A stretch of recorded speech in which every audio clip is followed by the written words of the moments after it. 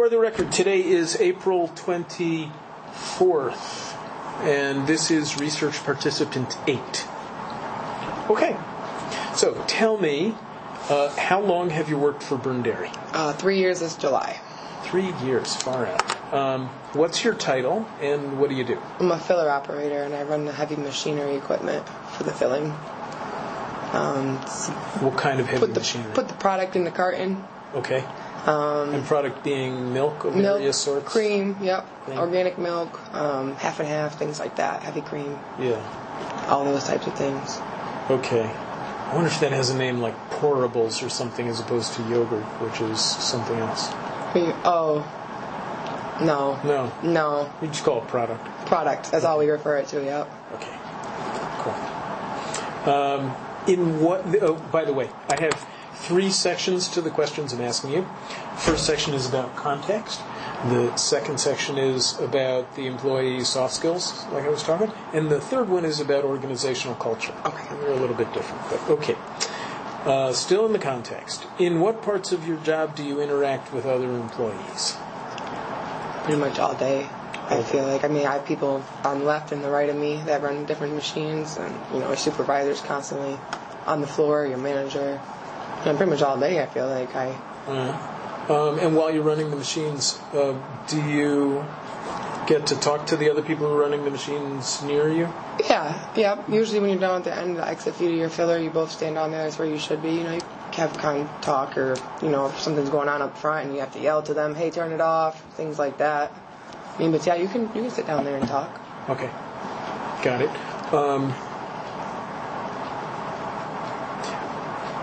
Sometimes I harp on a few of these questions just so I can really get the picture in my head. So while you're doing your filler operator thing, meaning you fill the cartons, are you mostly, like, out of any given half hour, are you mostly with your machine? Yes. Oh, yeah. Okay, so mostly not, like, talking to the other people. No, the way the room is, your machine is, like, right here, and you stand literally right by your filler. You can see everything from, even if you stand here and talk, you can see your machine right to the side of you. Yeah. It's more automatic, the fillers, if there's a problem is when a lot of your skills come into play, but the machine... Listening, hearing... hearing. See. Even smell. You start to smell something burning, things like that, okay, there's a problem. But for the most part, when those machines run, they run by themselves. You load paper, a decent amount of it, over 1,000 cartons into it, and it will run them cartons for a good, 6-7 minutes before you have to go back down to the front feed of the filler. You should always be at the end of the filler, so... she's down here, or, whoever, their line's right here, mine's right here. We 5 feet apart, so. So when you say filler, that's not part of the machine, that's a person. No, the filler is the machine. Okay. The filler. We call it, I'm a filler operator, but the machine we call is the filler. It's the filler machine. And you refer to the filler as a she? I meant she, my coworker, because I'm working next to a girl today. I'm just thinking, she as in, my friend. She, her, or even the guy next to me on the other machine. Yeah. We're all pretty close with how these machines are set up. So there's more than one of you on the machine? No. Sometimes, but no. She has her own machine. There's a machine directly right here, and then there's another one in the little walkway. There's 5 filling machines in the North Filler room. Yeah. I saw, a few months ago, they gave me a tour. Okay, good, yeah. And I saw the whole thing in general. Yeah. So this is helping me so the first room they probably showed you was the North Filler room, and there's about 5 there's about 5 machines in there, the big silver ones. Yep. Now, the way the aisles are, if you can be right here and talk to your worker that's right here next to you. Got it. You're usually in the same area most of the time. You're supposed to be down at the end of the machine where the cartons come out, not up front. Yeah. See what I mean? Okay, I got that. Good, thank you. That really helps. Last thing about the context is about schedule. Does your schedule stay the same, or does it change? It stays the same. The hours stay the same. I have rotating days.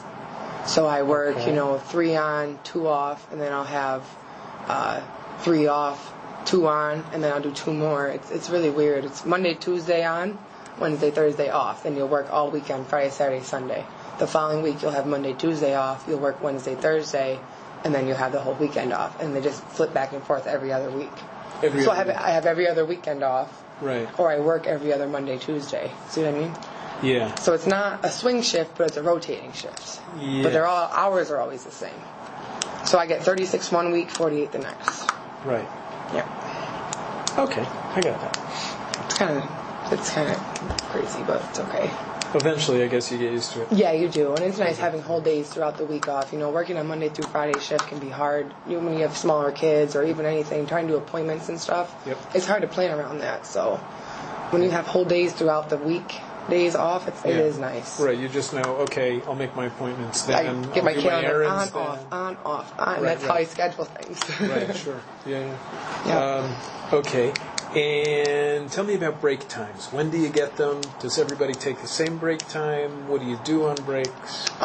Depending on the amount of people we have to do breaks, if we don't have extra bodies to put on a machine to cover your break while you go, we will shut down the whole plant, the whole production part of the plant, which means your line, your filler, yes, to do their breaks. That's how we did today, 11 o'clock and 3 o'clock, because we are so short staffed right now that our floaters that are supposed to help out in the whole areas are on machines now, that they have to help us all day long. So there is nobody to come, oh, hey, it's your break time, go ahead, your half hour, go. No, we just, 3 o'clock, 11 o'clock, we just shut down everything. How long are the breaks? Half hour. You get 2 half hours in a 12-hour shift. 2 half hours. Yes. It used to be 2 15s and 1 half hour.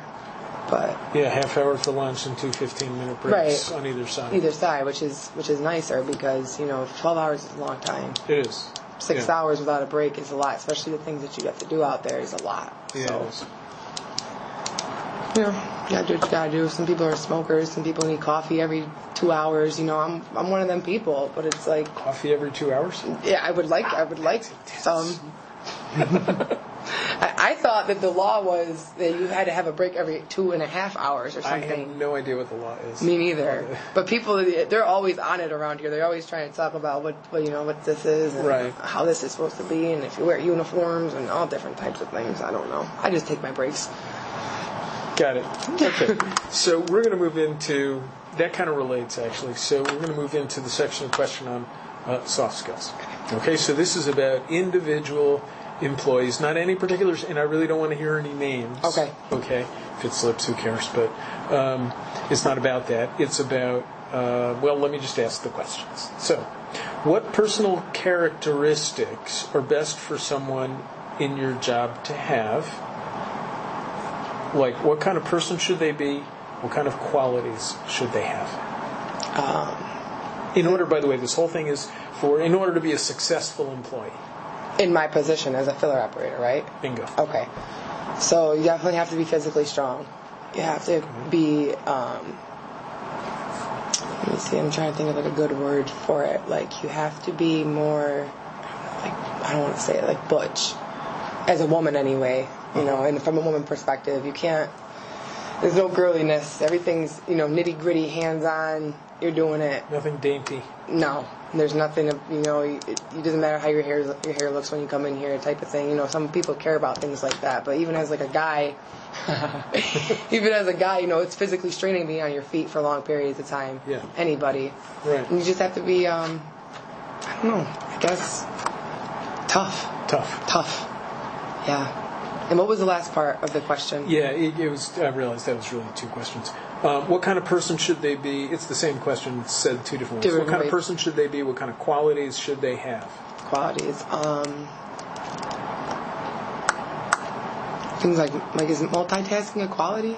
Or not really? It's an ability. It's an ability. Yeah. Give me an example of a quality, I'm going to put that down here because I actually asked you about that. Okay, yeah. That's definitely a big one. Okay, so characteristics and qualities are like, that person is so fill in the blank.